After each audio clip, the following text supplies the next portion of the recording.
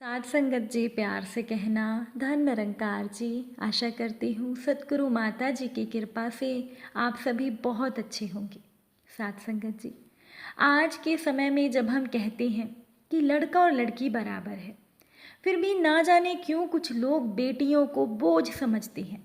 जब बेटी की शादी होती है और वो अपने ससुराल से एक रात के लिए मायके में आती है, तो वो बेटी मायके में आकर क्या ले जाती है? साथ संगत जी, बेटियां और बहनें मायके से कुछ लेने नहीं बल्कि अपने मायके वालों को ढेरों दुआएं देने आती हैं। इसीलिए कभी भी बेटियों को बोझ नहीं समझना चाहिए। और आज की साखी भी इसी विषय पर आधारित है। तो चलिए आज की साखी सुनते हैं। साथ संगत जी, सुमित अपनी छोटी बहन सुनिधि को लेने के लिए रेलवे स्टेशन गया और उसके जाने के बाद सुमित की पत्नी नेहा का बड़बड़ाना शुरू हो गया।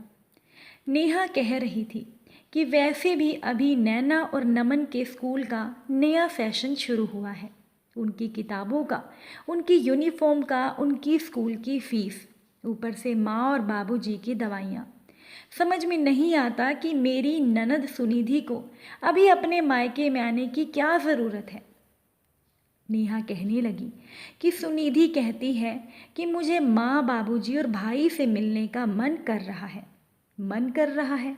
अरे आज तक सुनिधि ने करा ही क्या है अपने माँ और पिताजी के लिए? सारी जिम्मेदारी उठाने का क्या हमारा ही फर्ज है? क्या उसके माता पिता नहीं हैं? अब भी अगर सुनिधि आएगी तो कम से कम उसे एक सूट तो देना ही पड़ेगा। नेहा कहने लगी कि मैंने तो कब से अपने लिए नया सूट नहीं खरीदा। खरीदना तो दूर, मैंने नए सूट के बारे में सोचा भी नहीं। थक गई हूँ मैं सबकी जिम्मेदारियों को निभाते निभाते। साथ संगत जी, नेहा के स्वभाव को उसका पति सुमित बहुत अच्छी तरह जानता था। वो ये भी जानता था कि जब सुमित के किसी भी रिश्तेदार को घर आना होता है तो ये खबर सुनते ही नेहा के माथे में बल पड़ जाते हैं।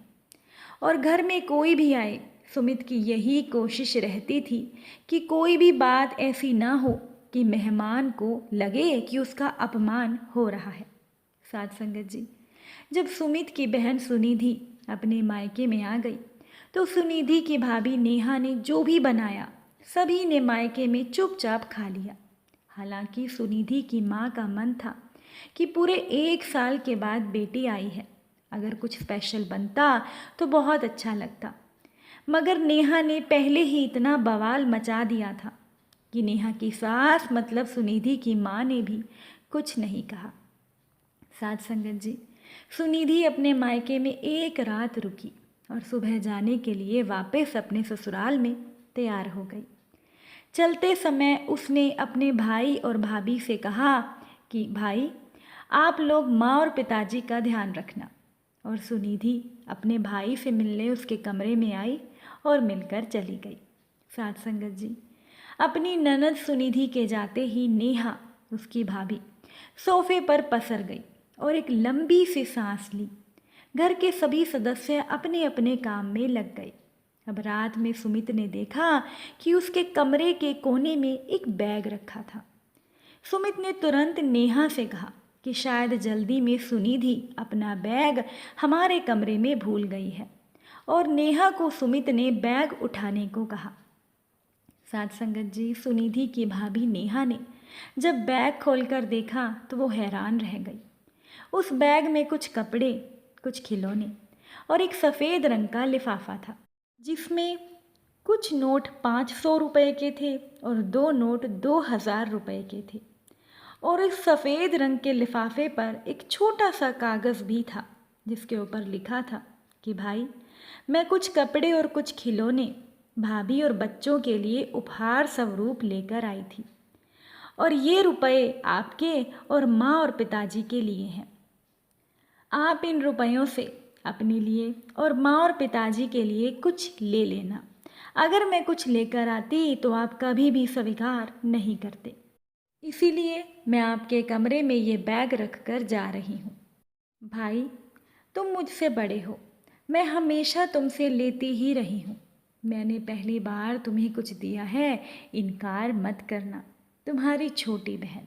साथ संगत जी, ये पढ़कर सुमित की आंखों में नमी छा गई। वो मन ही मन बोलने लगा कि मेरी छोटी बहन कितनी बड़ी हो गई। अब सुमित अपनी पत्नी नेहा को देख रहा था और नेहा चाहकर भी अपने पति सुमित से आंखें नहीं मिला पा रही थी। सुमित ने मन ही मन ये सोच लिया था कि एक रात के लिए मायके में आकर बेटियां क्या ले जाती हैं। अपने घर में सब कुछ होने पर भी मायके में आने के लिए बेटियां बंद पिंजरे के पंछी की तरह फड़फड़ाती हैं। साथ संगत जी, सुमित चुपचाप छत को ताकते हुए बहुत भावुक हो गया था और भीगी हुई आंखें छोटी बहन के बदलते माँ के स्वरूप को निहार रही थी। साथ संगत जी, बेटियां तो बहुत प्यारी होती हैं, फिर ना जाने क्यों कुछ लोग बेटियों को बोझ समझते हैं। साथ संगत जी, बेटी जब शादी के मंडप से ससुराल जाती है तब पराई नहीं लगती, मगर जब वो मायके में आकर हाथ मुंह धोने के बाद सामने टंगे हुए टॉवल के बजाय अपने बैग से छोटे से रुमाल से अपना मुंह पोंछती हैं तब बेटियां पराई लगती हैं। जब बेटियां रसोई के दरवाजे पर अपरिचित से खड़ी हो जाती हैं तब वो पराई लगती हैं। जब बेटियां पानी के गिलास के लिए मायके में अपने इधर उधर आंखें घुमाती हैं तब बेटियां पराई लगती हैं। जब वो पूछती हैं कि वॉशिंग मशीन चलाऊं तब बेटियां पराई लगती हैं। जब टेबल पर खाना लगने के बाद भी बेटियां बर्तन खोल कर नहीं देखती तब सच में बेटियां पराई लगती हैं। जब पैसे गिनते समय अपनी नज़रें चुराती हैं तब बेटियां पराई लगती हैं। और जब बात बात पर अनावश्यक ठहाके लगाकर खुश होने का नाटक करती हैं तब भी बेटियां पराई लगती हैं।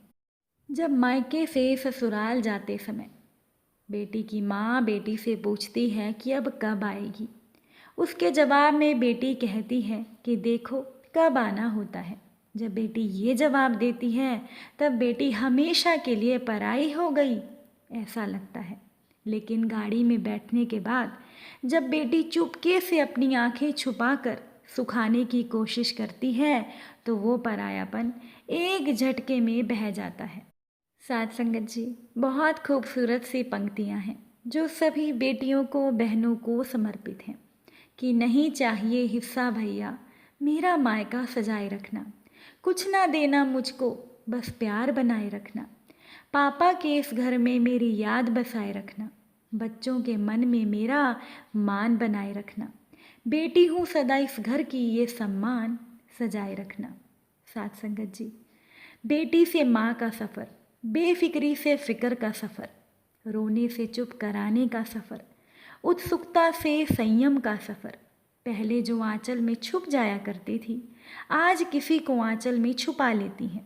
पहले जो उंगली पर गरम लगने से घर को सर पर उठाया करती थी आज हाथ जल जाने पर भी खाना बनाया करती हैं। पहले जो छोटी छोटी बातों पर रो जाया करती थी आज वो बड़ी बड़ी बातों को मन में छुपाया करती हैं। पहले भाई दोस्तों से लड़ लिया करती थी आज उनसे बात करने को भी तरस जाती हैं। माँ माँ कहकर पूरे घर में उछला करती थी आज माँ सुन के धीरे से मुस्कुराया करती हैं। 10 बजे उठने पर भी जल्दी उठ जाना होता था आज 7 बजे उठने पर भी लेट हो जाया करती हैं। खुद के शौक़ पूरे करते करते ही साल गुजर जाता था और आज खुद के लिए एक कपड़ा लेने को भी तरस जाया करती हैं। पूरा दिन फ्री होकर भी बिज़ी बताया करती थी अब पूरे दिन काम करके भी काम चोर कहलाया करती हैं। एक एग्ज़ाम के लिए पूरे साल पढ़ा करती थी अब हर दिन बिना तैयारी के एग्ज़ाम दिया करती हैं। ना जाने कब किसी की बेटी किसी की माँ बन गई और कब बेटी से माँ के सफ़र में तब्दील हो गई। साथ संगत जी, बेटी है तो कल है, बहुत प्यारी होती हैं बेटियाँ, फिर ना जाने लोग इन्हें बोझ क्यों समझते हैं। इसीलिए बेटियों को बोझ मत समझिए। चलिए अब हम सभी मिलकर सिमरन करते हैं। तू ही निरंकार मैं तेरी शरण हाँ, मैनू बख्श लो। तू ही निरंकार मैं तेरी शरण हाँ, मैनू बख्श लो। साथ संगत जी, आप में से जिन भी संत महापुरुषों की बेटी है या जिनके घर पर बहनें हैं, सच में सतगुरु की विशेष रहमतें उन संत महापुरुषों पर हैं। इसीलिए अपनी बेटियों को, अपनी बहनों को भरपूर प्यार दीजिए, क्योंकि बेटी और बहनें दिल से आपके लिए दुआएं करती हैं, और जब दिल से कोई दुआ करता है तो वो दुआ ज़रूर लगती है। साध संगत जी, प्यार से कहना, धन निरंकार जी।